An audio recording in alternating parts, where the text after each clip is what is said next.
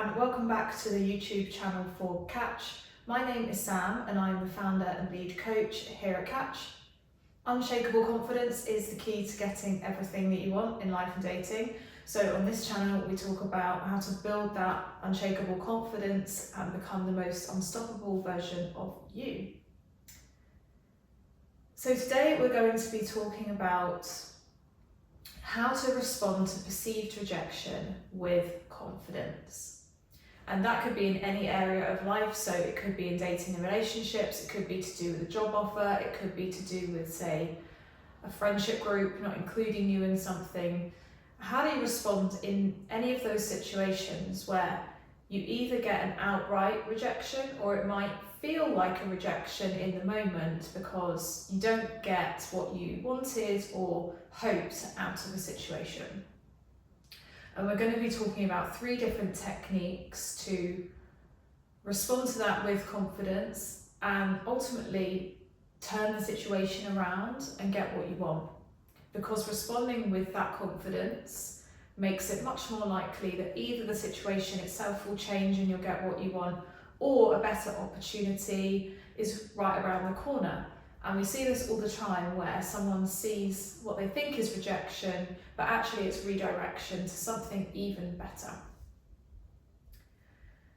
And we did do one video before called It's Only Rejection If You Decide It Is, which dives a bit deeper into this notion of perceived versus actual rejection. And so we'll link that down below in the description box if you're interested. And also down below is all the information about how to work with us, some of our digital workbooks and mini courses, and how to book one-to-one and email coaching. And we're also running a competition at the moment as we build a movement around confidence, so check that all out. So the 3 tips that we're going to be talking about are staying grounded in your worth and your value, and not being attached to the outcome that you want or the yes that you want being immediate. The second we're going to be talking about is that rejection is often perceived and isn't necessarily permanent. So just because you don't get exactly what you were looking for in that moment doesn't mean that it's going to stay that way, and it's very likely to change or turn around, particularly if you employ some of the techniques in this video or that we teach elsewhere on this channel in terms of building your confidence. And the third is always respond with abundance and as if you have options. So we'll talk about those 3 things. The first is staying grounded in your worth and your value. And what do we mean by this? So say you apply for a job, you go through an interview, and then after the interview, the employer gets in touch and says, we're really sorry, but we've decided to go with another candidate, or we don't want to progress you to the next stage. Now that in the moment can feel like a rejection, it can feel like a sting. However, it doesn't necessarily mean that you weren't able to do the job, that you weren't good enough or worthy for the job. It may well be that another candidate was internal and already known to the company. It might be that they know people who are within that team and therefore get some preferential treatment. It may be that they just showed up slightly better on the day. So by staying grounded in our worth and our value, we are reminding ourselves that just because we had this perceived rejection from one opportunity or one potential partner doesn't mean that it is going to stay that way.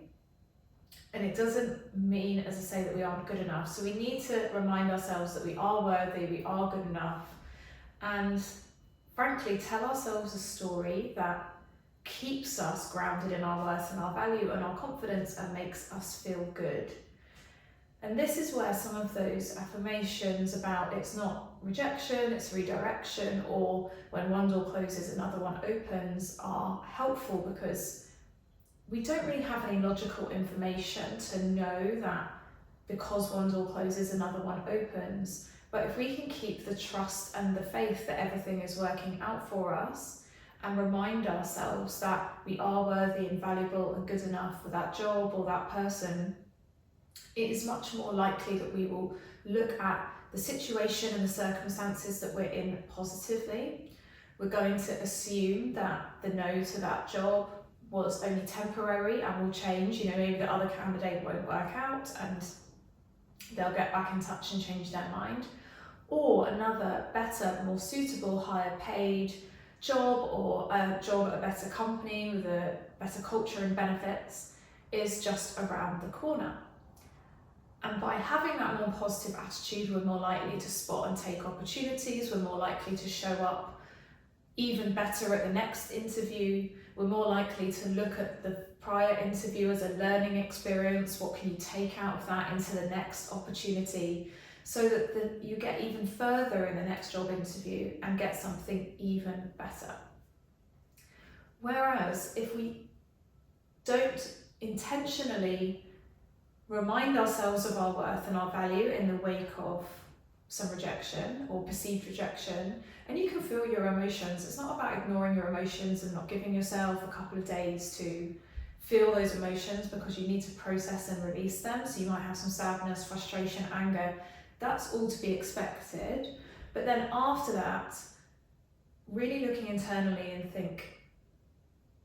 and remind yourself that you are good at your job, you deserve to have the kind of job that you're after, and that it is going to work out for you. Otherwise, what can happen is that you start feeling more sorry for yourself, beating yourself up, saying, wow, I obviously wasn't very good in that interview, or obviously didn't deserve that job, maybe I shouldn't be going for that promotion, maybe I don't deserve it, there's other better candidates, etc.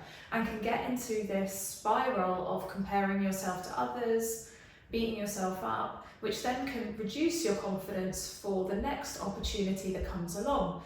So you might then not apply for another job or not go for another interview, and let those negative feelings or negative beliefs get on top of you and stop you getting what you want.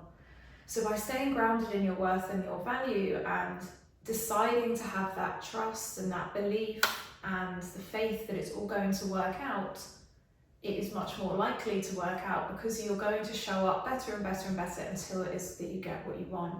Rather than the flip side, as I just said, where you can end up going into a negative spiral and it gets you even further away. So this is really about building resilience and optimism in the face of adversity. And by overcoming challenges, all the big stars and the entrepreneurs who have been famous have said, I've failed more times than I've succeeded. And what differentiated me was I continued to be positive and work hard and put myself out there for opportunities in almost a shameless way until I got what I wanted.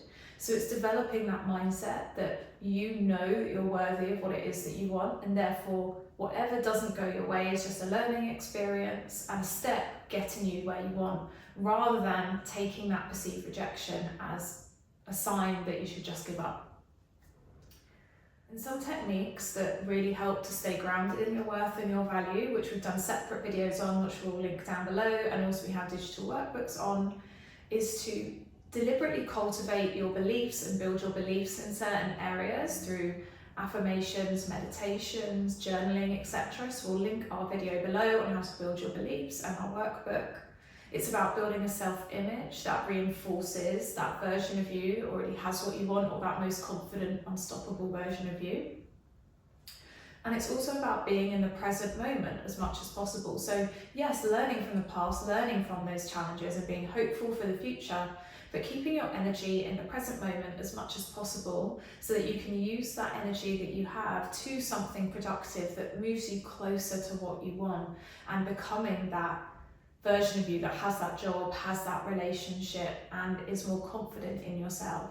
Any energy that we put on the past or on the future is wasted to an extent, because we're only living life in the present moment. So the more you can cultivate that, the easier it is to maintain your confidence, maintain your groundedness in your worth and your value, because you can focus on moving forward and moving closer to what you want rather than wasting energy on the past. The second thing to remember is that perceived rejection isn't permanent. Situations can feel very fixed in stone, however, it doesn't mean that they're going to stay like that. And one good example of this is in dating and relationships. People's feelings change all the time based on what's going on in their life, how well you're doing, how emotionally available they are. And so it can, if you get a rejection from someone who says, oh, I'm not interested in dating you right now, or I just want to be friends, it can feel like that's going to be permanent, but feelings change all the time. People break up and get back together all the time, or people go from friends to lovers, or, break up frequently. So just because it's a no now doesn't mean it's going to be a no later. And for those of us who are more spiritual, a lot of people believe that things will come to you when you're ready for them. So when you're the version of yourself that can sustain them. So perhaps you're not seeing the results that you want in dating at the moment, and you're worthy and deserving of a relationship that you want right now, but perhaps you have some insecurities that you need to work through so that when someone does come into your life, you can create a connection with them that doesn't need any kind of control on them or frequent communication every 10 minutes, a text every 10 minutes to keep yourself feeling good. Maybe this journey that you're on right now is about building the confidence and the self-worth so that you're ready to receive the love and the relationship that you are worthy of. So it's helpful to view any perceived rejection as, yes, taking you on the path that you need to go on, but also giving you an opportunity to develop the things that you need to develop to maintain in a sustainable way the outcome that you want. As we said, perhaps with that, if you were rejected for a job, it gives you the opportunity to refine your interview skills, refine the skills you need for the job. Maybe a better job is around the corner, or as we say, perhaps they'll come back later and offer you the job. And you would have had more time to develop your skills in your current role. Perhaps a project came up that you can get involved with, which then helps you build the skills. So remember, when the student is ready, sometimes that's when the teacher appears. So have a bit of faith and trust in how things are working.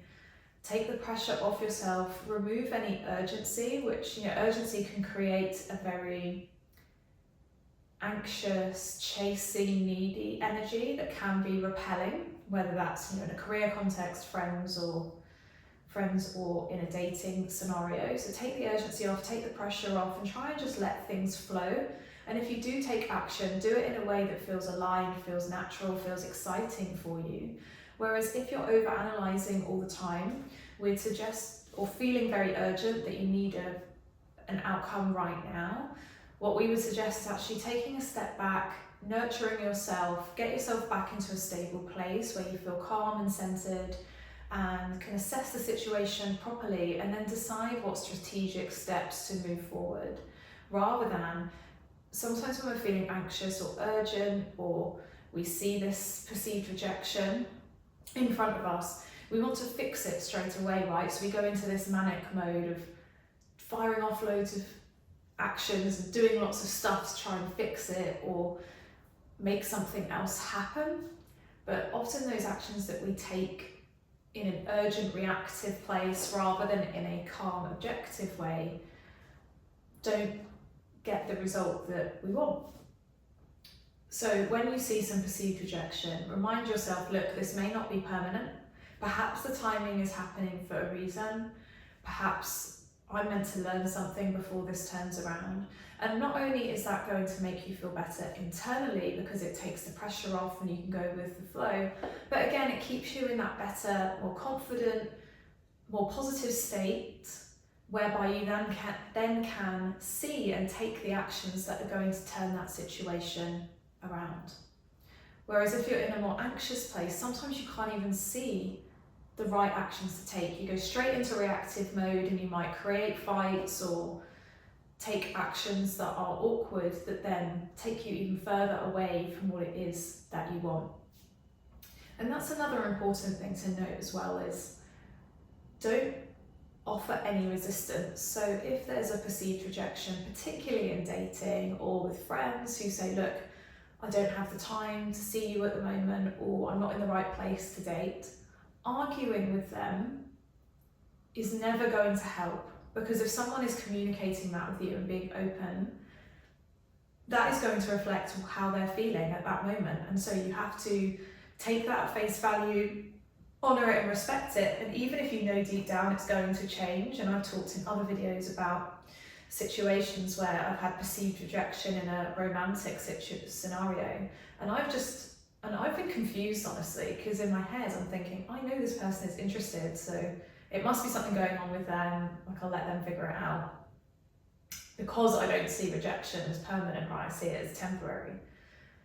I've given them the space to figure it out, and within a week or 2 weeks or a month, they've come back and said, oh no, actually, yes, I do want to pursue something, and that's resulted in serious relationships or dating scenarios progressing from there, or friends becoming more than friends. And that's happened multiple times. And it's also happened with work opportunities as well. If I can stay calm, grounded in my worth and my value, as we said for point 1, and know it's just temporary, and that if I just respond to this without any resistance, accept the current situation and calm myself down, stay in the present moment and think, well, I know that I'm worthy of that job, I know they like me, I'm not going to respond now whilst I'm feeling more emotionally heightened. Let me go away, go to the gym, do some meditation, do some yoga, and then revisit this. And then naturally I've known, okay, this is how I should respond, which is usually to just accept it, but think positively, or say, look, if you change your mind, let me know.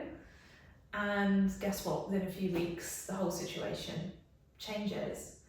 And the reason that it changes is because you are most magnetic, and people want to work with you when you are detached from the outcome or what it is that you're looking for, because you know your worth and your value. So all of these concepts tie together. And people want to be around someone who feels confident and is in the moment and fun and has positive energy and thinks positively. And if you act like you are worth it, people want to give those opportunities and those dates and those relationships and attention to you without you having to do anything. And that is so attractive. And I've even had this the other way, and clients have had this the other way, where maybe they've declined someone who expressed an interest in them, and then because they just said, okay, no problem, I don't want to date someone that's not interested in me, I know I'm a catch, and they just continue with their day and their week. Often they turn, my clients will turn around and go, oh, well, they even though I rejected them, they didn't care, like they knew their worth and their value, and now I'm second guessing whether I should have rejected them, or maybe I should have given them that opportunity or that job, etc. So it is very attractive to know your worth and your value and be relaxed enough and detached enough from needing that outcome straight away to go, sure, you do you. And usually they'll turn around and change their minds. So give it a go and let me know how you get on. Or if you've experienced this before, let us know down below, because as I say, we're trying to build this movement around confidence. And so let's share tips with each other. Okay. And the third tip was always to respond with abundance and as if you have options. And this links to point 1 and 2. So if you know that you're worthy, know that you're valuable, aren't feeling urgent, know that you're going to get the outcome that you want and believe in yourself, then a consequence of that is you know there's going to be other opportunities and other options that present themselves in life, and therefore why would you settle or try and force something with someone or an opportunity that doesn't feel quite right, or it doesn't feel like they're on the same page as you, or you're not aligned? And actually you don't want that. And we see this a lot in dating, about how can I turn a rejection around, how can I make someone like me, how can I get them to want me, etc. Really, you don't want to have to try too hard. Like, yes, you can make some effort, you can intentionally and consciously pursue someone because you genuinely believe there's a connection, but do you really want a connection or a job where you feel like you have to force it and really convince them as to your worth and your value? because that isn't going to work long term. That isn't going to be sustainable. Either you'll convince the other person that they won't really have the feelings, or they won't have the same level of respect and appreciation for you, or the reason that you're chasing and forcing in the first place is because you don't actually feel worthy of that experience. And so you're not pursuing it in an aligned way, in a confident way. You're chasing because you want that thing to tell you that you are worthy. And not only will you repel that experience because you'll be giving off a needy energy, but when you get it, you might not even feel like you deserve it because you've had to chase it and force it so much that you might get it short term, but maybe it ends up crumbling. And this is where it's very interesting. You see people online talking about boundaries, and we did another video on boundaries and what they are. And one of the points of confusion is people talking about controlling their partner as a boundary. For example, I'm not going to let my partner have friends of the gender that they date, or I'm not going to let my partner go to bars or go clubbing, and they're describing that as boundaries, when really a boundary is something that a cage that we put around ourselves to protect ourselves and protect our peace. When you're putting those boundaries on someone else, it's more of a cage and an element of control that comes from insecurity or caring more about how other people will perceive your relationship than the actual state of your relationship. And those types of behaviours, they might work in the short term, but in the long term, if you are trying to stop someone doing something that they love, you're going to push them away. And so you might end up getting the relationship that you want, but eventually it'll end up ending. Or with a job, say you chase, you finally get a job, which is a promotion, but maybe you don't feel good enough for it. When you get into that job, you'll be, rather than going in curious, open-minded, wanting to learn, wanting to do well, you go in so hell-bent on proving yourself that you are worthy of the job, so thankful that you got the opportunity, that you care more about how it looks than how you're actually doing. Or you get so obsessed with being seen as doing a good job that you're not open to feedback or learning or criticism, and therefore you don't do as good of a job as you could do because you're not learning and growing in all the ways that you could be. So that's why it's so important to stay grounded in your worth and your value. Remember that rejection isn't permanent, but also keep working on becoming the version of yourself that can receive these opportunities or that relationship, and to respond with abundance and as if you have options, because that's how somebody who is clear on their worth and value and feels good enough will react.